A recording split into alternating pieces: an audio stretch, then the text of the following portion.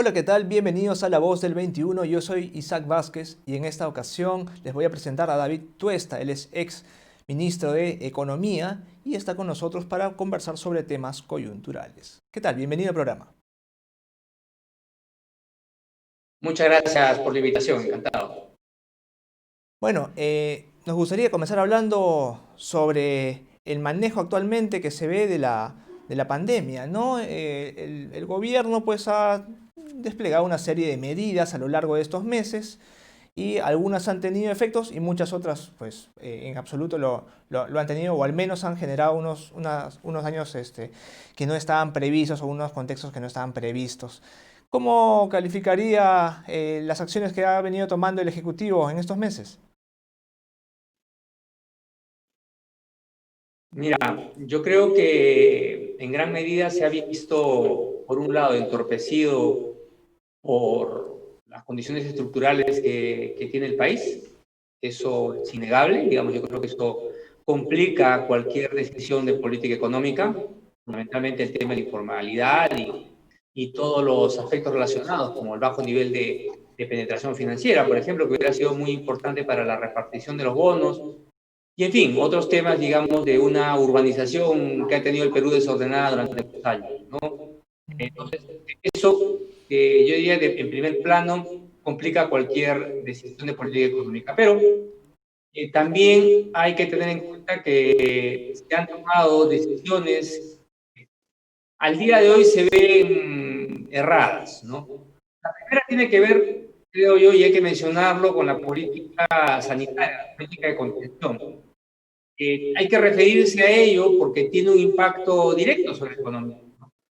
Gran parte de la fuerte caída que venimos observando hasta la fecha y que es utilizada, ¿no? También cuando se hacen las comparaciones con otros países y que nos ubica pues a la cabeza de las caídas en el mundo, en gran medida se ve afectado por la cuarentena estricta que se aplicó en el Perú. Diría cuarentena estricta como único herramienta, ¿no? Al final es como para curarte una pierna, evitar una manera te la corto entera, ¿no? Entonces, incorporar otro tipo de estrategias que por lo menos los expertos ya en el ámbito epidemiológico, sanitario, en fin, comentan que se llevó mal. ¿De acuerdo? Entonces yo creo que esa, sobre todo lo que significó la fuerte cuarentena, significó luego el desordenado proceso de retorno a las actividades, eso ha pegado tremendamente a cualquier indicador económico a la fecha.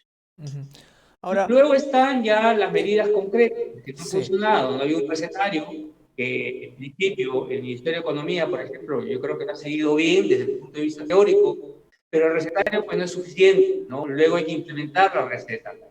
Ujú. Los bonos, por ejemplo, se dispuso el dinero y no se ha podido repartir bien. Ahí claramente no es falla del ministerio, es falla fundamentalmente de las carteras sectoriales, que fallaron calamitosamente para intentar implementar una política acorde con nuestra informalidad, no, estas cosas se ejecutaban de manera rápida, ¿no? Ujú. Y también, pues, por su parte, también los gobiernos subnacionales, ¿no? A los que se les dedicaron recursos y en muchos casos no han sido capaces, como ya lo sabíamos también, de ejecutar. Y si a eso le sumas tú la combinación de esta pelea o distanciamiento que hubo entre el gobierno y el sector privado, yo creo que han habido empresas muy relevantes en todo el ámbito logístico que seguramente pudieron haber apoyado, pero simplemente se decidió mantenerlos al margen. Entonces, todo ello al final hace que más allá de los problemas estructurales, las cosas hayan salido pues bastante desviados, ¿no? De lo que hubiéramos esperado. ¿Y qué es lo que se puede hacer para que en el siguiente periodo, en 2021, no se repita una situación similar? Claro está en este caso en un contexto de recuperación o de iniciar recuperación de la economía, porque también lo que se quiere evitar es que de pronto al país le tome más tiempo del debido todo este proceso, digamos, de reactivación económica, ¿no? ¿Qué es lo que se puede hacer? Mira, complicado. Hay un elemento que faltó mencionar que se ata con tu pregunta, ¿no? El otro elemento también que ha complicado cualquier situación económica es el Congreso. Ujú. tema de las políticas, los proyectos que estuvo en el Congreso, la extensión de esta política económica, rompiendo las instituciones económicas, para redundar, un rompimiento con las reglas de juego del país, hacia el cual los inversionistas es una prueba muy sensible. Yo creo que ha añadido una incertidumbre adicional a la incertidumbre que tenía la pandemia. Ese elemento es importante tu pregunta, pues, porque de acá para adelante, ¿qué se puede hacer? Lo primero que hay que tener en cuenta es que la pandemia ya te genera por sí una incertidumbre grande, no tanto por el lado de la oferta como por el lado de la demanda. Y si a ello tú le sumas la incertidumbre del Congreso, entonces te complica cualquier acción hacia adelante. O sea, lo primero que habría que intentar solucionar es este tema de la incertidumbre política, que no veo al día de hoy cómo podríamos lograr un equilibrio entre el Ejecutivo y el Congreso. Ahí yo creo que está gran parte de los problemas. Y luego está el hecho de que gran parte también de las medidas que podría realizar el Congreso, el Ejecutivo, son cosas que me parece que no van a hacer nunca. El primero es, por ejemplo, el tema de cómo mejorar el gasto, la ejecución del gasto, y la ejecución del gasto, pues si siguen dándoselo a los gobiernos nacionales, vamos a estar en los mismos problemas. Aquí lo que debería buscar es una forma de recentralizarlo, si es posible, al menos de acá, en este periodo de emergencia particular en que nos encontramos, para que la ejecución funcione mejor. Yo creo que, pero no un gobierno que ha tenido claramente una visión regionalista, marcado durante todo su periodo, veo muy difícil que quiera experimentar con ello, ¿no? Entonces, eso ayudaría muchísimo a la ejecución, porque cualquier medida de ejecución de gasto, que es lo único que podría también ayudar, la inversión pública, por ejemplo, requiere ese elemento, si no, siempre va a estar limitado, ¿no? Esquemas gobierno a gobierno, tanto para inversión pública, y también si se pudiera extender hacia el gobierno, hacia los gastos, sería ideal también, pero eso no lo veo que lo vayan a implementar. Entonces, lamentablemente veo un escenario muy, muy complicado, ¿no? Digamos, donde vemos unas grandes barreras en el ámbito político, y yo creería también en el ámbito ideológico, Ajá. desde el punto de vista de cómo gestionar la economía, es decir, muy regionalista, sigamos en lo mismo, sin intentar buscar atajos, como un gobierno a gobierno, por ejemplo, como lo que ha hecho con Inglaterra, que podría... no veo, ¿no? No veo la... Antes de pasar a hablar sobre el ámbito político que también se entrelaza con el económico, me gustaría que nos centremos un momento en las iniciativas que se están presentando o que se han estado presentando en el Parlamento. Por ejemplo, si comenzamos por una de las que más han estado siendo comentadas, que son las iniciativas vinculadas a retiros parciales o totales de los fondos de pensiones de las AFP o de la ONP también, ¿qué escenario es el que podemos ver para el próximo año o en el mediano plazo, en todo caso, para una gran cantidad de afiliados que ya han hecho algún retiro de sus fondos de pensiones y que de una u otra manera están viendo comprometido su futuro en el sistema previsional? ¿Qué es lo que podríamos observar al respecto? Mire, ahí ha sido una actitud muy irresponsable por parte del Congreso, muy alineado con, definitivamente, con populismo extremo.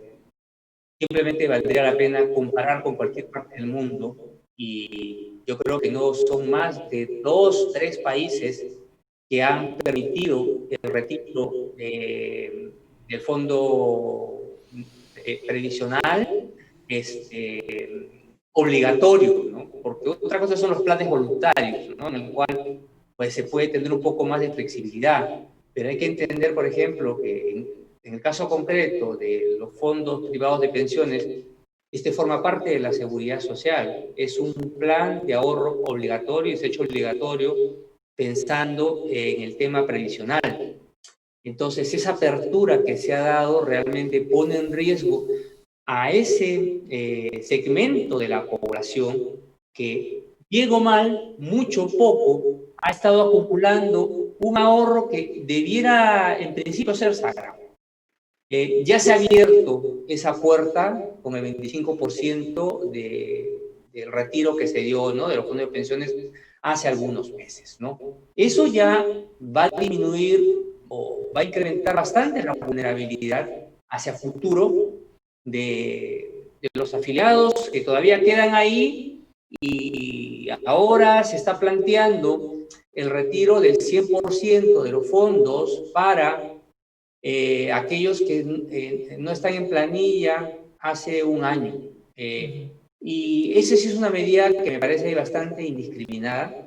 Es decir, partamos del supuesto de que vamos a utilizar los recursos para paliar un problema de vulnerabilidad, ¿ok? Ese es el argumento por el cual se está dando este acceso, ¿no? Lo que queda claro es que es una medida completamente desproporcionada, porque nadie necesita, salvo de repente que tengas muy poquito, el 100% de tus fondos, ¿no? Estás desarmando, es como romper o deshacerte de tu casa, ¿no?, un ahorro que tienes ahí para atender un problema de cortísimo plazo, lo cual no tiene mucho sentido, y ahí está un poco la responsabilidad de nuestros padres de la patria, de nuestros políticos, con respecto a este tema de previsión. Entonces, yo veo un problema, ese es un primer problema, que no está focalizado. O sea, si ya partimos de que, ok, se quiere abrir ese espacio para dar un poco de liquidez, habría que entender primero que ahí tienes un problema de desproporcionalidad. Luego también tienes un tema, que eso no está relacionado con, ¿cómo se llama?, con gente que es altamente vulnerable, ¿no? Porque ahí también tienes un porcentaje de la población, digamos, que no necesita esos recursos, ¿no? Que es cierto, es su dinero, pero si el objetivo es ver el tema de situación de vulnerabilidad, ahí tienes por lo menos el tercio de lo que se pretende sacar, que se podría sacar dentro de esta medida, que son gente que tiene mucho dinero, o sea, que no necesita estar en la planilla, porque ya son ricos, vamos a decirlo así. Tienen ingresos por primera, segunda, tercera, cuarta categoría, pero no por quinta, porque no trabajan para nadie, ¿entiendes? Entonces se está permitiendo también ese acceso indiscriminado. Entonces, estamos rompiendo todo el sistema, cuando realmente lo que estamos también en paralelo es viendo una reforma de pensiones. Entonces, yo diría, seamos cautos. Ok, se quiere avanzar, aunque yo no estoy en principio, como le digo yo, de acuerdo con el principio de utilizar los fondos de pensiones para este tema, pero si vamos a avanzar en esa línea, por lo menos que guarde coherencia con este concepto de que vamos a utilizar una parte para atender el corto plazo, ¿no? Claro. Para Ahora, hablando atender de este la problema reforma, puntual que te... sí, una precisión. Hablando de la reforma, que justo lo acabamos de mencionar hace unos segundos, ¿es prudente que ésta se produzca, se comience a dar ahora en estos meses que quedan de gobierno? ¿O es quizás mejor que se allane el camino hacia una reforma integral, que es lo que se está tratando de hacer desde antes, y que se comience a hacer esto en el siguiente gobierno? Eso considerando, claro está, que hay un poco de incertidumbre sobre cómo va a ser el próximo gobierno. ¿Qué sería lo más conveniente? Mira, acá hay un tema que está sucediendo en simultáneo, ¿no? Tienes por un lado la reforma, el principio integral, que se está discutiendo dentro de la comisión que preside la congresista Carmen Monte, y en paralelo están saliendo estas otras decisiones que no tienen que ver nada con reforma, ¿no? Estas decisiones de dar acceso a la liquidez. Ahora viene su pregunta, que yo creo que es muy bien planteada. ¿Este es el momento para realizar este tipo de medidas? En principio no, pero ya está puesto sobre la agenda. Entonces, pues, y ya se ha decidido que existe una comisión que ve el tema, y hay que abordarlo, pues, ahí, ya se ha marcado así. Hay un punto importante que creo que hay que tener en consideración, que es el tema de que los fondos de pensiones privados, fundamentalmente, tienen un impacto muy relevante sobre o ha tenido un impacto muy relevante sobre el crecimiento sostenible del país. Y no solamente sobre el crecimiento sostenible del país, sino también sobre la reducción de pobreza. Entiéndase que la reducción de pobreza está relacionado a el nivel de crecimiento, al menos en un 80-85% de la reducción de la pobreza en el Perú, se ha relacionado al crecimiento económico. Y de ese crecimiento económico hay varios estudios serios que señalan que la incorporación de los sistemas privados de pensiones ha incorporado al menos un punto, alrededor de un punto, entre 0,5 y un punto de ese crecimiento potencial. Entonces, si uno hace un estimado directo a pobreza, la contribución de los fondos de pensiones a la reducción de la pobreza en el país, hoy estaríamos, si no hubiera fondos privados de pensiones, el nivel de pobreza sería 4% más. Estaríamos hablando de que habría en el Perú 1 millón o 1,5 millones más de pobres en el país si no hubiera el sistema privado de pensiones. Y esto básicamente porque el sistema privado de pensiones ayuda a generar ahorro interno, ayuda a generar inversión, esta ayuda a generar crecimiento económico. Entonces tiene una contribución importante por la cual yo creo que el Ministerio de Economía y Finanzas, el gobierno, no se puede poner de perfil ante este tema, así como han salido a defender también la ONP, deberían salir también a defender un pilar clave del crecimiento sostenible, si no, vamos a dejar como herencia un menor crecimiento potencial al Perú si se sigue vulnerando, pillando los fondos de pensiones privados. En el caso de otras iniciativas, dejando ya de lado el sistema previsional y la reforma, también tenemos otras que tienen iniciativa de gasto. Por ejemplo, el caso de este proyecto que se vio en el Congreso para que el personal de salud y del MINSA pudiese ser pues, ascendido o contratado de manera casi automática. Y se fue bastante criticado por el costo que representaría para el Estado en general. Este tipo de iniciativas, ¿en qué situación van a dejar al Tesoro Público en un contexto en el que ya se advierte un déficit fiscal bastante elevado y se prevé que eso va a tomar, digamos, reducirlo va a tomar bastantes años? Entonces, ¿cómo es que el gobierno va a tener que lidiar con situaciones como estas, más allá de que, claro, pueda observarlas? ¿Cuál sería el manejo que tendría que tener el Ejecutivo en ese sentido? Mire, ahí el tema central o el jugador central ya a estas alturas del partido debería ser el Tribunal Constitucional. Necesitamos un Tribunal Constitucional que actúe pronto, que actúe de forma oportuna. Necesita un Tribunal Constitucional para un momento de guerra política como es esto, de ataque a las instituciones económicas. El Tribunal Constitucional hoy debe mostrar que es una institución que sirve y que sirve incluso para estas situaciones tan complejas, porque al final el Congreso va a terminar sacando las normas por insistencia, las leyes por insistencia. Y en algunos casos hay muy poco espacio para poder detenerla, porque, por ejemplo, imagínese usted en el caso de la ONP, si uno empieza a repartir dinero, ya, ¿cómo detienes tú eso, no? Si el dictamen del Tribunal Constitucional llega muy tarde, o lo mismo con el tema de los sueldos, ¿cómo si en el caso de salud, y más aún, si luego esto tiene efecto espejo, ¿no?, sobre otros sectores del Estado? ¿Cómo tú le reviertes un incremento salarial? ¿Cómo le inviertes tú un cambio de su estatus laboral si es que el Tribunal Constitucional llega tarde? Entonces, hoy tendrían que trabajar pues 24 horas al día, no podrán trabajar 8, tendrán que trabajar todo el día, si es posible, pero hay cosas que son evidentemente inconstitucionales que no debería tomarles mucho trabajo para rápidamente intervenir. O sea, hoy nuestra única esperanza, honestamente, ante el Congreso es el Tribunal Constitucional. Ahora, el congresista de Belaunde presentó un proyecto para que se pudiese crear una oficina de estudios económicos dentro del Parlamento que podría ayudar de cierta manera a dar mayor solidez técnica, si se quiere quizás ver, a las iniciativas que se presenten, ¿no?, dentro del legislativo.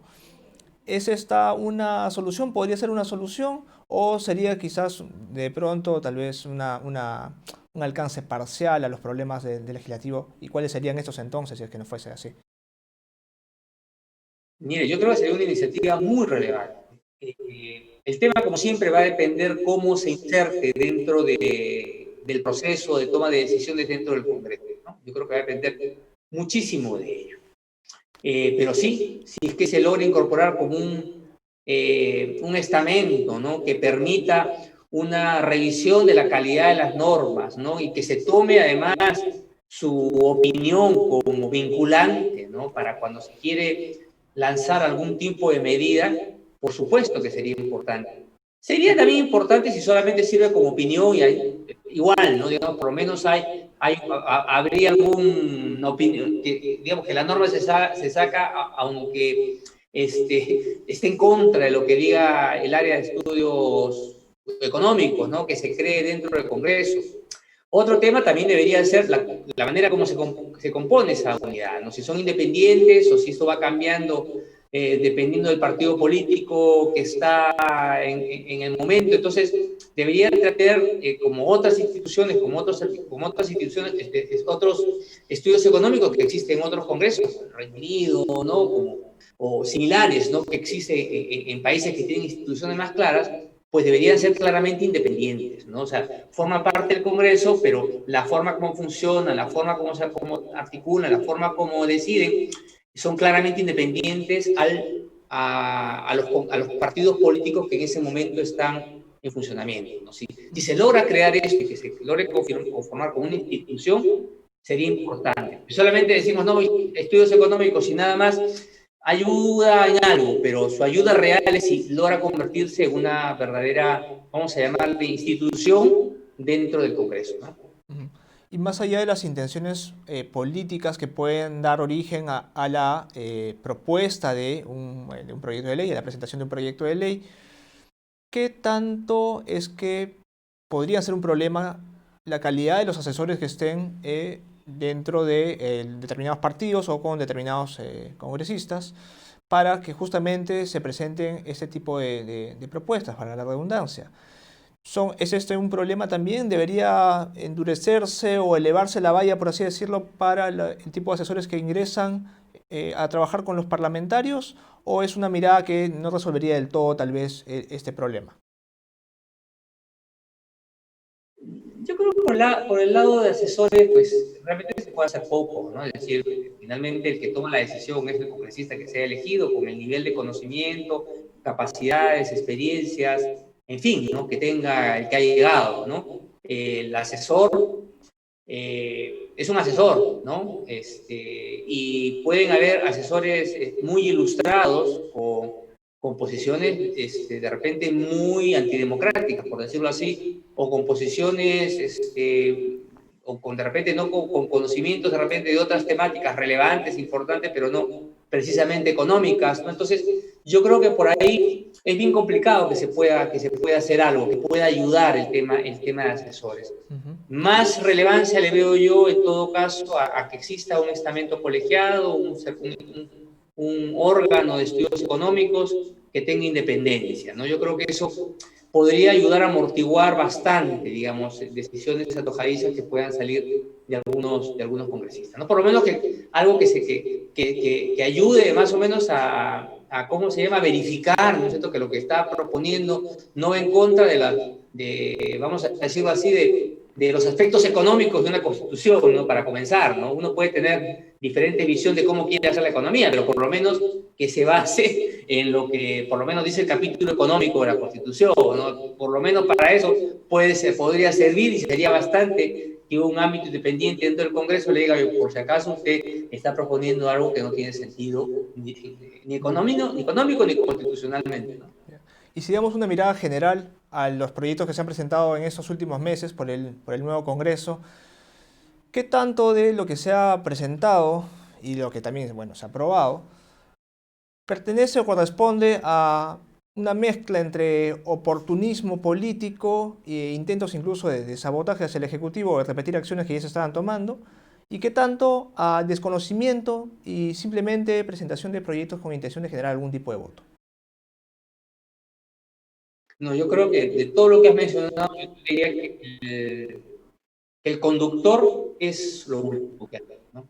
Es, es un Congreso de corto periodo, previo a elecciones, y digamos, si nuestros congresos cada vez ha ido a peor y cada vez su objetivo siempre ha sido los votos futuros, este lo tiene muchísimo más claro, ¿no? Ahí hay varios que aspiran a ser gobernadores regionales, futuros alcaldes, presidentes, candidatos a la presidencia incluso, que ven pues esta una oportunidad donde todo vale, ¿no?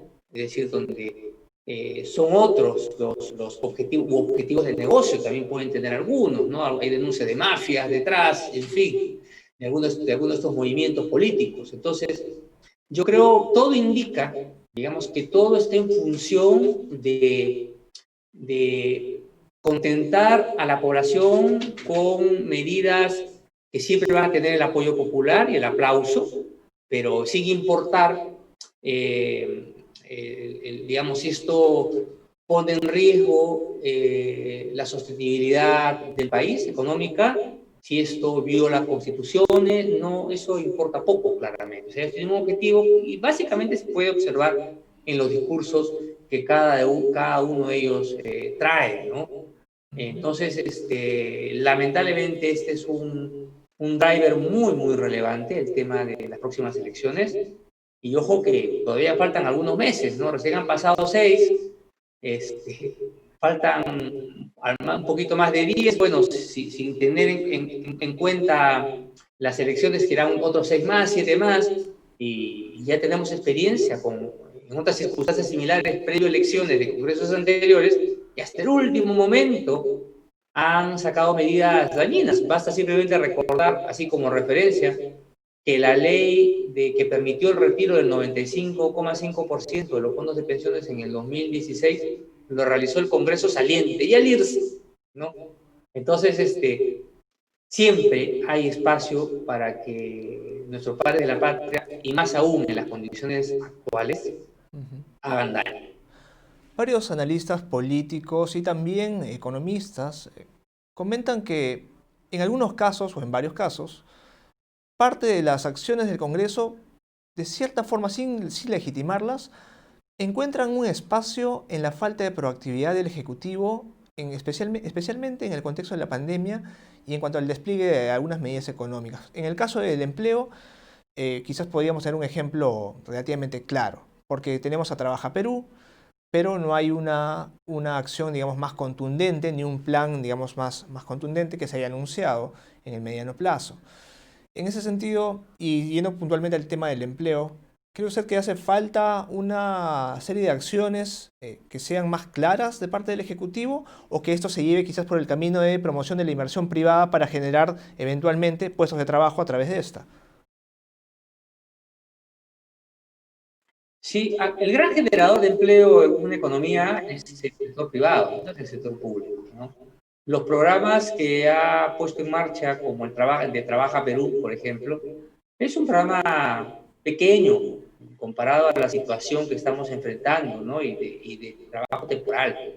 La intención, como intención, digamos, ok, está bien, pero eso honestamente va a ayudar muy poco.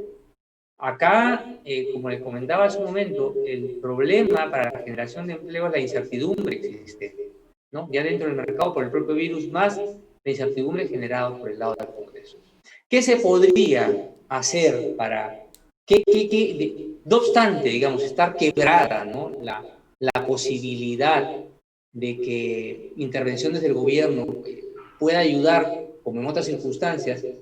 Lo único que veo yo que algo podría de repente hacer la diferencia es la inversión pública, teniendo en cuenta, ojo, que representa solo el 20% del total de la inversión, pero si es que se incrementa en buen tamaño, de repente vía endeudamiento,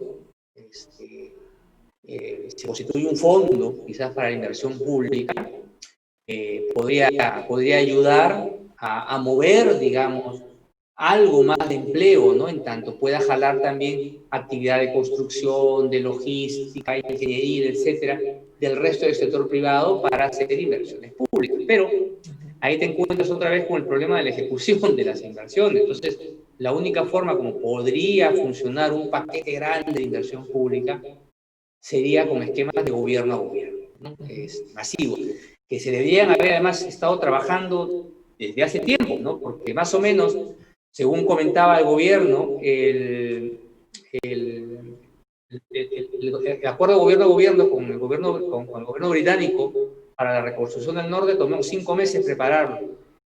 Entonces, la idea sería intentar apuntar a inicios del 2021, o sea, ya venimos un poquito tarde, ¿no? Pero tendría que empezar desde antes para que realmente a inicios del 2021 tuviéramos ya inversión pública ejecutada por, no sé, por los británicos, por los australianos, por los canadienses, ¿no? Que son países que han estado un poco detrás de este tipo de acuerdos, ¿no? Que han concursado. Entonces, se podría intentar trabajar por ese lado, pero ahí nuevamente, ¿no? Nos encontramos con el tema de la ideología que trae detrás el gobierno, ¿no? Más alineado al tema regional, subnacional. De hecho, la ministra mencionó en el Congreso que iban a intentar tener una mayor coordinación con los gobiernos regionales.